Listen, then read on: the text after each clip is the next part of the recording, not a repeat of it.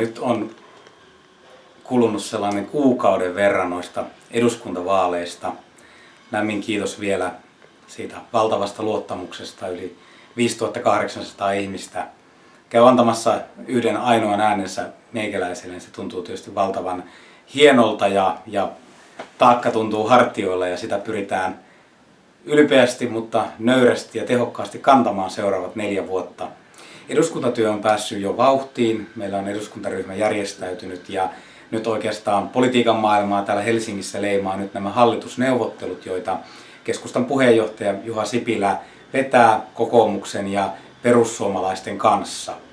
Ensi viikolla, keskiviikkona torstaina, pitäisi sitten tulla tietoa hallitusneuvottelujen tuloksista ja tietoa, että ketä ministeriksi nousee ja myös sitten hallitusohjelmasta, että minkälaisella ohjelmalla Suomea lähdetään nyt sitten laittamaan kuntoon ja minkälaisella ohjelmalla lähdetään parantamaan niitä epäkohtia, mitä toden totta on jäänyt perinnöksi ja jäänyt korjattavaksi.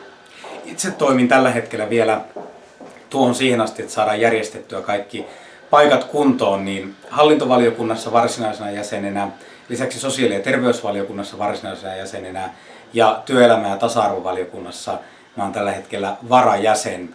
Hallintovaliokunnassa ollaan päästy jo vähän lainsäätämisen makuunkin. Tuossa eilen meillä oli käsittelyssä tällainen vähän tekninen muutos ulkomaalaislakiin, ulkomaalaislain 36 pykälää hieman sorvattiin ja huomenna sitten täysistunnossa me hyväksymme tämän muutoksen ja näin sitä ruvetaan sitten lakeja säätämään ja muokkaamaan täällä Arkadianmäellä.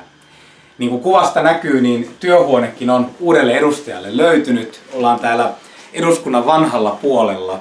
Eduskuntahan on nyt tässä remontissa pari vuotta.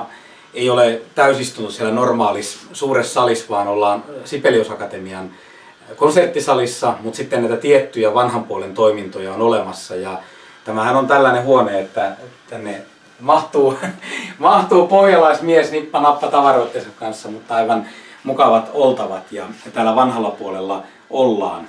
Valitettavasti 2 vuoteen isoja vierailijaryhmiä eduskuntaan ei pääse, mutta ollaan tässä parhaillaan mun avustajani ja mun tiimini kanssa suunnittelemassa, että millä tavalla me voidaan järjestää kuitenkin vierailureissuja sitten viimeistään syksyn alussa vähän poikkeavin järjestelyyn. Eduskuntataloon ei sisälle pääse, mutta muissa hyvissä kohteissa Helsingissä käydään. Näillä sanoilla mä haluan toivottaa oikein hyvää loppukevättä kaikille äänestäjille ja tukijoille ja maakunnan väelle. Oikein hyvää alkavaa kesää ja erityisonnittelut kaikille uusille ylioppilaille ja onnea kaikille, jotka on saaneet ammatin ja päässeet elämässä eteenpäin.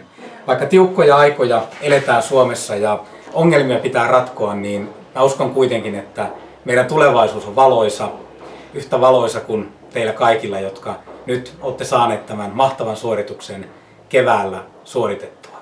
Ollaan yhteyksissä, pidetään linjat auki.